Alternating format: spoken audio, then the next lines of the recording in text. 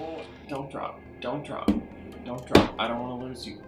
Hello everyone, welcome back to my channel. I'm so excited today because I have neglected to do this review for a very long time. Several months ago, and by several months ago I mean last November, I did an unboxing of my PS4 Slim that I got on a Black Friday sale.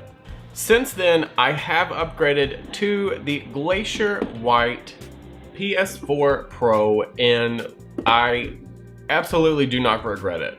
I almost did an unboxing of this thing, and the only reason that I didn't was because I had already done a previous unboxing on just a regular PS4. Plus, I was so excited the fact that I got a white gaming system that I just immediately ripped it out of the box, plugged it in, downloaded my game software, and just went to town.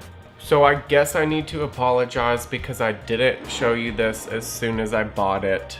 And I guess you can also tell by now that I'm PS4 Pro, PS4 Sony all the way.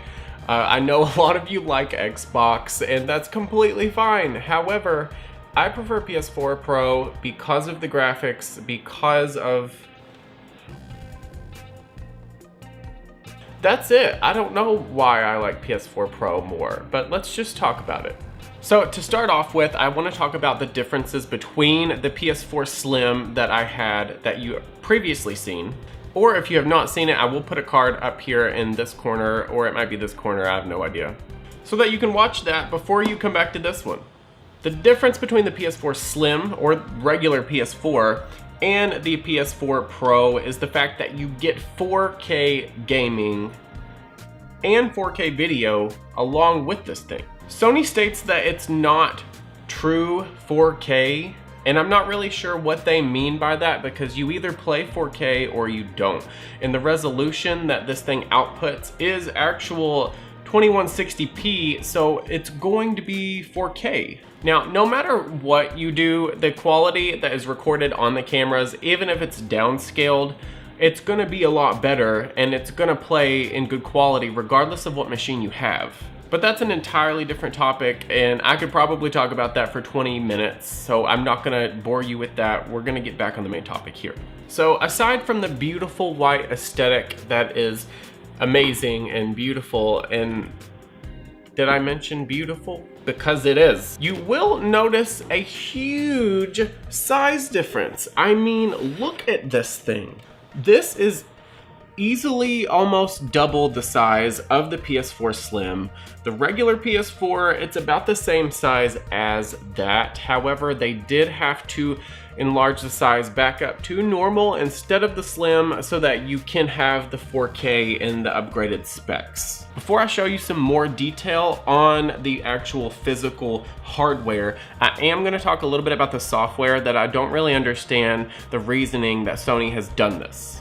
The PS4 Pro, not only does it support 4K games and 4K video, 4K TV shows like Netflix and Hulu and things of that nature for streaming services, it also has something called a boost mode. Now, the boost mode, what Sony claims it does for specific games or movies or something that is a little bit more processor intensive, it unlocks the boost mode when you play that game so that you have shorter wait times and faster processing. It allows better graphics, better handling, and a quicker reaction time when you're playing games. Now, the part that I don't understand is the fact that Sony created the boost mode and it says for specific games. Why not all of them?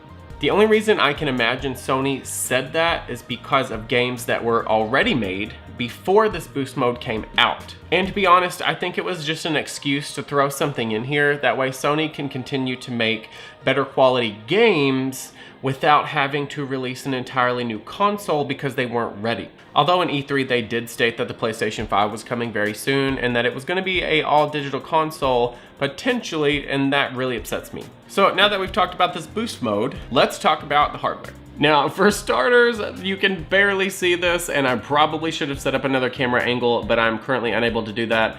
You have two USB ports in the very front. That's gonna allow you to plug in your controllers. It's gonna allow you to charge your headset. Any accessories you can pretty much plug in there.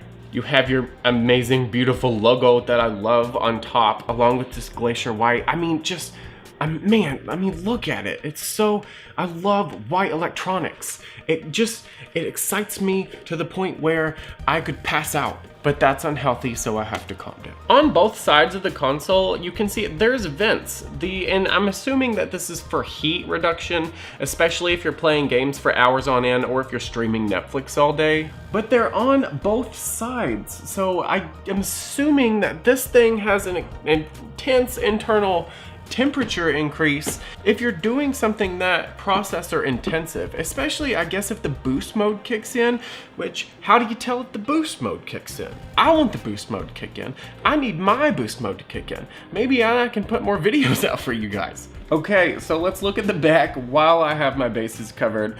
I do have a port over here for the power cord. Then you have another USB cord, you have an HDMI cord, there's also an Ethernet cable back here. There's also a Thunderbolt cable back here, if I am not mistaken. Which, if you guys know me, you know I'm mistaken a lot. Looking at the controller, the only regret that I have, since this is an all-white console, I kind of want the trackpad to be white. I think it needs to be. So put a comment down below. Let me know if you think the trackpad needs to be white or if I'm just an idiot. But I think it needs to be white. It needs to be white. Like, let's just be real here. And disclaimer, the white rings that are around the grips, I added grips on top of this so that I could play shooting games a little bit more precise.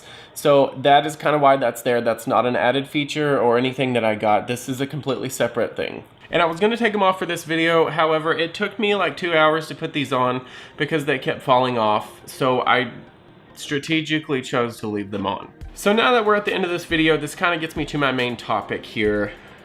I just did a very, very light mini review, kind of just wanted to let you guys know that I did get this console. Do I think that everyone should upgrade from the PS4 to the PS4 Pro? Absolutely not. One of the main reasons that I got this console is because of the upgraded features for the 4K. I knew I was going to be getting a 4K TV, which I will do a review of very soon, and I didn't have anything that was gonna have a 4K output. So it was either buy an Xbox or upgrade to the PS4 Pro. And at the current time, GameStop was running a promotional period where if you traded in your previous PlayStation, you got money off toward this. And since I had gotten the GameStop deal on Black Friday for the PS4, I kind of couldn't pass that up because it was a huge savings for this. And on top of that, I knew that if I bought the Xbox, I was never gonna play it except for to put in a 4K movie, just because I like PlayStation so much. So I want you guys to put in the comments below what you think about this in terms of, do you wanna upgrade to the PS4 Pro? Do you want to switch to Xbox? Or do people that have an Xbox, do you want to switch over to the PS4 Pro? Or do you just want to go from having one console to two now? Or do you just think that this review was so bad compared to everyone else's and so late that you just don't? Yeah. Anyways, Xbox and PlayStation, big debate there. So I'm just gonna let you guys put all of your comments in the comments below. I will try to respond to them the best that I possibly can. Be sure to check out my social media links below, as well as all of my filming equipment. And though I do have a subscribe link in my description box as well.